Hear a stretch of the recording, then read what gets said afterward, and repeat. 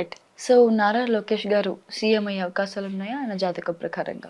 ఇప్పుడు మనం ఇంటర్వ్యూస్‌లో అసలు అవుతాడని మనం అంటుంటే అవ్వడు, అవ్వడు, అవ్వడు అన్నారు. లోకేష్‌కి అంత సీన్ లేదు, గెలవడు అన్నారు. ఇంకేం హ్మ్. చెప్తాం మనం? లోకేష్ 100% మంగళగిరిలో వస్తాడు మొర్రో అని చెప్తున్నాం డిఫరెంట్ ఇంటర్వ్యూస్‌లో. అందరూ చెప్పారు కూడా. అయితే రాడు, రాడు, రాడు. లోకేష్‌కి అంత సీన్ లేదు. పప్పు, పప్పు, పప్పు అన్నారు. ఇప్పుడు ఆయన నిప్పై చక్కగా కూర్చొని మినిస్టర్ సీట్‌లో కూర్చున్నాడు. అదేమి ఇంపాసిబిలిటీ అనేది ఎవరికీ ఉండదు. ఇప్పుడు ఓడిపోయినంత మాత్రాన జగను ఇదవ్వదు, లేకపోతే గెలిచినంత మాత్రాన వీళ్ళని ఉండదు. ప్రతి మనిషి కూడా స్ట్రాటజీ మార్చుకుంటూ గెలుస్తూ బాగా చదివితే మార్కులు ఎక్కువ వస్తాయి. బాగా చదవకపోతే బాగా చదివే మెరిట్ స్టూడెంట్ కూడా వెనక్కి ర్యాంక్కి వెళ్ళిపోతాడు. ఇదంతే, అలాంటిదే అనమాట. సో లోకేష్ గారు కూడా అవకాశాలు ఉంటాయి. ఎందుకంటే పవన్ కళ్యాణ్ గారు కూడా ఉంటాయి. హ్మ్. ప్రతి ఒక్కరికి ఉంటాయి అవకాశం. How tactfully we play, how strategically we play అన్న దాని మీద ఆధారపడి ఉంటుంది అనమాట. అంతేగాని ప్రజలను అందరినీ కన్విన్స్ చేయడం ఇంపాసిబుల్. రైట్. ఇప్పుడు మ్యాక్సిమం 90% ప్రజల్ని కన్విన్స్ చేయగలిగారంటే అది జగన్ యొక్క స్ట్రాటజీలో రాంగ్ ఉంది అన్నది అర్థమైపోతుంది. ఆయన ఒక స్ట్రాటజీ పెట్టుకున్నాడు, ప్రజలకు డబ్బులు ఇస్తే గెలుస్తామని. హ్మ్. అది అది కుదరలేదు, జనంకి ఇష్టం లేదు. అది తెలుస్తుంది వీళ్ళ స్ట్రాటజీ ప్రకారం వీళ్ళు చేసినప్పుడు అట్లా. రైట్. సో, ప్రభాస్ గారికి గత కొన్ని సినిమాల నుంచి ఫ్లాప్స్ రావడం జరుగుతుంది. బట్ 'కల్కి'తో మంచి హిట్ కొట్టారు. సో, ఈ 'గుడ్ డేస్' అనకి ఇంకెన్ని రోజులు ఉండబోతుంది? ఫుల్ ఉంటుంది ఆయనకి. హ్మ్. కృష్ణరాజు గారికి లేదా? కృష్ణరాజు గారు ఒక చిన్న పాత్ర నుంచి వచ్చాడు. ఈయన కూడా శివ సినిమా చిన్న పాత్ర. ఫస్ట్ షూటింగ్ నేను వెళ్ళాను ప్రభాస్ గారిది. అప్పుడే ఎస్కార్టు హడావుడితో వచ్చాడు ఆయన చిన్న కుర్రాడిగా ఉన్నప్పుడే. Cine field is entertainment field. కాబట్టి ఒకసారి ఫెయిల్ అయిపోయినంత మాత్రాన, ఓడిపోయినంత మాత్రాన యాక్టర్కి ఏమవుతుంది? హీరోకి కథా బలం ఉండాలి కదా. హీరో యాక్ట్ చేస్తాడు అంతే, ఆయన రోలు. కథ రాసేవాళ్ళలో దమ్ముండాల.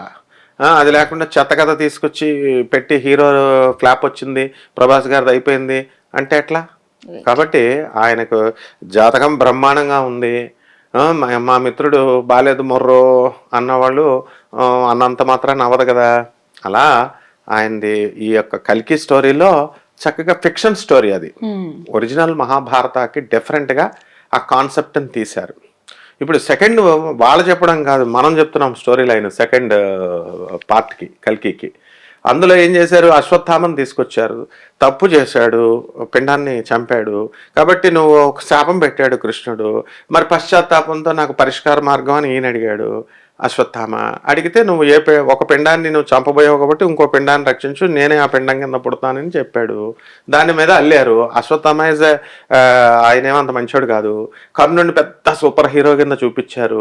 కర్ణుడు ఏదో పెద్ద మంచోళ్ళలాగా హీరోలాగా చూపించారు. దాన్ని అర్జునుడు ఎందుకు? అర్జునుడు నరనారాయణ మహర్షులు వాళ్ళు. శ్రీకృష్ణుడి అంశ అర్జునుడు. వీళ్ళు సినిమా వాళ్ళు ఏం చేస్తారంటే అలాగా కర్ణుడిని అధికంగా చూపించిన వాళ్ళు, దుర్యోధనుడిని అధికంగా చూపించిన వాళ్ళు, అంటే హీరోలుగా పాత్ర ఎక్కువ ఇవ్వచ్చు చూపించిన వాళ్ళు చాలా అధోగతి పాలైపోయారు. ఏమిటంటే విలన్లు ఎప్పుడు చూపించకూడదు, మహాభారతాన్ని ఎప్పుడు మార్చకూడదు. ఒరిజినల్ వ్యాసుడు రాసినటువంటి సాక్షాత్ దేవుడి నుంచి వచ్చింది. కర్ణుడు పాత్ర వేసినటువంటి వాడు మా అర్జునుడిని పుల్లలాగా, చిన్న పుల్లలాగా పెట్టి ఆయన్ని ఫూలిష్ ఫెలోలాగా చూపిస్తారు. నాశనం అయిపోయాడు ఆయన. అలాగే దుర్యోధనుడిని చూపించారు. భీముడినేమో అమాయకుడిలాగా చూపించి భూమి మీద పెద్ద చిన్న పాత్ర ఇచ్చి ఏమనుకుంటున్నారు అసలు పాండవులు అంటే? పాండవులు ధర్మానికి నిలబడ్డారు. భీష్ముడు, కృపాచార్యుడు, ద్రోణుడు, అశ్వత్థామ, కర్ణుడు వీళ్ళంతా సైతాన్ వైపు నిలబడ్డారు. ఆ సైతాన్ ఎవడేవాడు? కలి, దుర్యోధనుడు. ఇప్పుడు సెకండ్ పార్ట్లో ఏంటంటే చూపించబోయేటటువంటిది దుర్యోధనుడు వర్సెస్ కల్కి భగవంతుడిని చూపిస్తారు.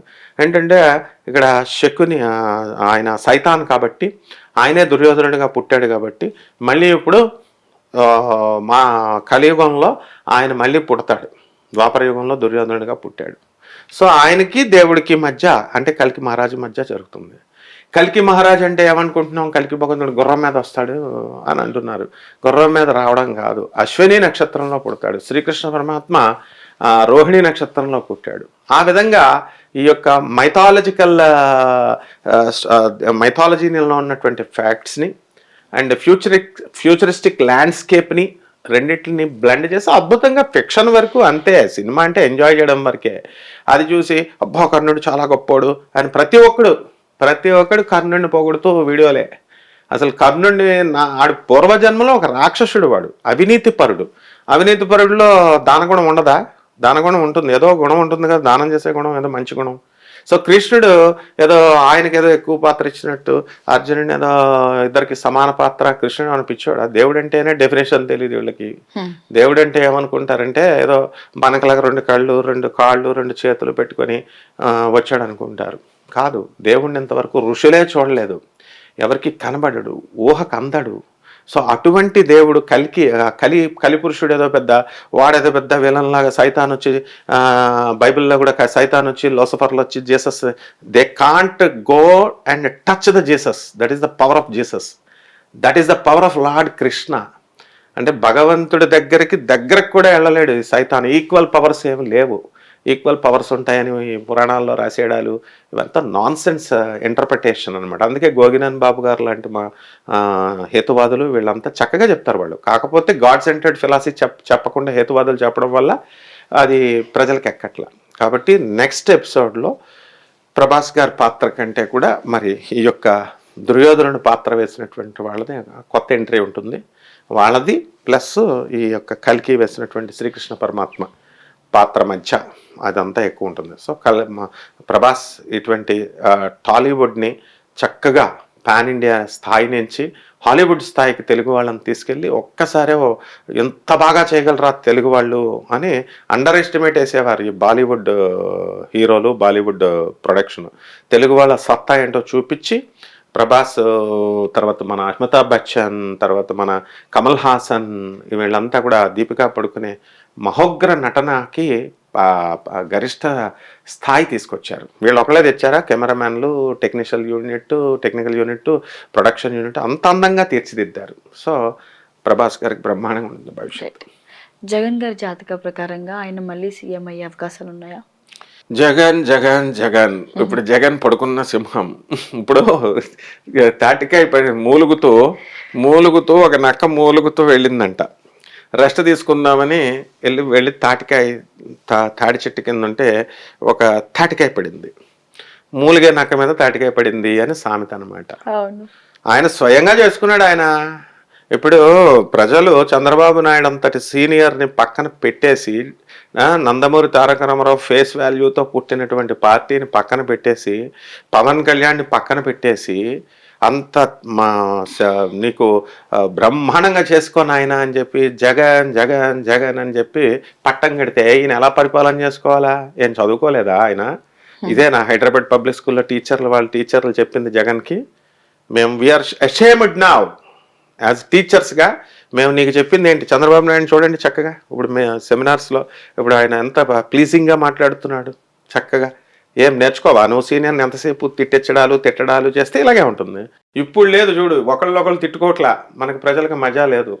కాబట్టి జగన్ గారు డెఫినెట్గా రియలైజ్ అవుతాడు. ప్రతి మనిషికి ఒక అవకాశం ఉంటుంది, రియలైజ్ అవ్వాలి. పోరాట పటిమలో చంద్రబాబు నాయుడు, పవన్ కళ్యాణ్, జగన్ ముగ్గురు త్రిముఖ పోటీ మళ్ళీ కొట్టుకోవాలా. నెక్స్ట్ ఎలక్షన్లో వాళ్ళు ఎవరు వీళ్ళు చేయలేకపోతే ఆయన వచ్చేస్తాడు. ఇప్పుడు ఈయన ఛాన్స్ ఇవ్వడు. చంద్రబాబు నాయుడు ఎందుకు ఇస్తాడు ఛాన్స్? పవన్ కళ్యాణ్ ఎందుకు ఇస్తాడు ఛాన్స్? వాళ్ళు చేసిన తప్పు వీళ్ళు చేయరు. సో వీళ్ళు పొరపాట్లు కనుక చేస్తే ఆయన అదృష్టం బాగుండి అండ్ జాతకం ఖచ్చితంగా డామినేట్ చేస్తుంది. ఎందుకంటే ఎవడి యొక్క గ్రహస్థితిని బట్టే వాడికి అధికార యోగం ఉంటుంది. మనం ప్రజలు చంకలు గుద్దుకోవడమే ఏంటి, జాతకాలు ఓట్లేస్తాయా, గ్రహాలు ఓట్లేస్తాయా, వీళ్ళు చెప్పాలి మాకు. గ్రహాలే శాసిస్తాయి. కాకపోతే వాళ్ళ అదృష్టం బాగున్నటువంటి వాళ్ళు ఎమ్మెల్యేలు అయిపోయారు, ముక్కు మొహం. అందుకే ఎన్టీ రామారావు నా చెప్పు నుంచో పెడితే ఓట్లు పడతాయి అన్నాడు. అదే స్ట్రాటజికల్ యూనిట్తో ఈయన వెళ్ళాడు జగన్, బోల్తా పడ్డాడు. పడతాం సహజం ఇవన్నీ కూడా. సో డెఫినెట్లీ ఆయన కూడా ఛాన్స్ ఉందమ్మా.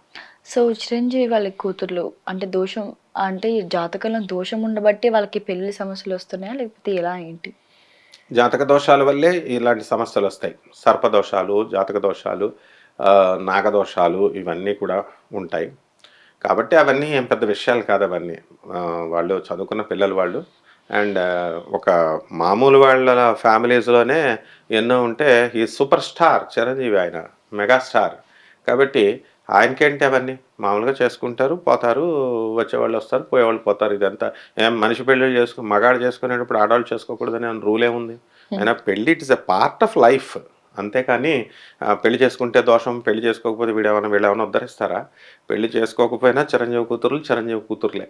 వాళ్ళు రైట్. వాళ్ళ చదువుకున్నారు, వాళ్ళకి సంస్కారం ఉంది, వాళ్ళకి చక్కటి నైపుణ్యం ఉంది.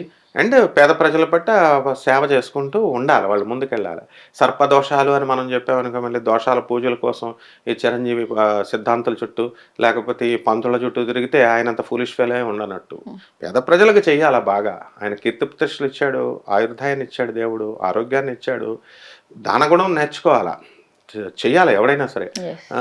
ఇప్పుడు దివిసీమకి నెల్లూరులో అప్పుడు ఇది జరిగినప్పుడు ఎన్టీ రామారావు, నాగేశ్వరరావు గారు ఇద్దరు వచ్చి ఇలాగా జోలు పట్టుకొని అడుక్కున్నారు ప్రజల మధ్య వచ్చి. ప్రజలు వేశారు డబ్బు.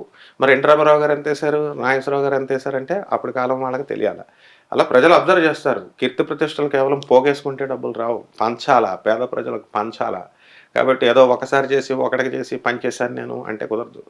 So you should continuously do the service to the poor people. Then definitely poor people admire చేస్తారు అండ్ బ్లెస్ చేస్తారు. అప్పుడు వాళ్ళ కూతురుల దోషాలు పోతాయి. అంతేగాని కుంకాలు, పసుపులు ఇవి వేసేసి ఆ పూజలు ఈ పూజలు చేస్తే పోవు. కానీ జాతకరీత్యా మాత్రమే వాళ్ళ దోషాలు. రైట్. నాగబాబు గారి కూతురు నిహారికకి మళ్ళీ పెళ్ళి అవుతుందా తన జాతక ప్రకారంగా? ఎందుకు చేసుకోకూడదమ్మా? చేసుకోవచ్చు. జాతకం ఏముంది? జాతకం పక్కన పెట్టేసేయండి ఫస్ట్. ఇప్పుడు I'm educated girl, talented girl, multi talented and she's a woman. We should respect her.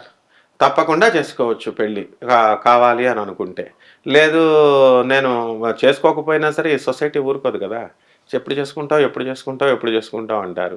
చేసుకోకుండా చేసుకుంటే ఎందుకు చేసుకున్నావు అంటారు. చేసుకున్న తర్వాత పిల్లలేరి అంటారు. పిల్లలు లేనటువంటి వాళ్ళని. పిల్లలు ఉంటే ఎంతమంది పిల్లలు ఎందుకు, ఎంతమంది, ఒకడో ఫీజు కట్టడు, ఒకడో హెల్ప్ చేయడు. So this is the dirty stature అనమాట. Society dirty stature. ఈ సొసైటీ ఈ స్టేచర్ని మనం మార్చాలా చదువుకున్న వాళ్ళం. కాబట్టి నిహారిక బ్రహ్మాండంగా పెళ్లి చేసుకోవాలా. We're blessing her. నిజంగా ఆమె చేసుకోవాలనుకుంటే లీడర్షిప్ క్వాలిటీస్ అన్నీ కూడా తెచ్చుకోవాలా, ఇంకా పుంజుకోవాలా. పేద ప్రజలకి సేవ చేసుకునే గుణంతో ముందుకు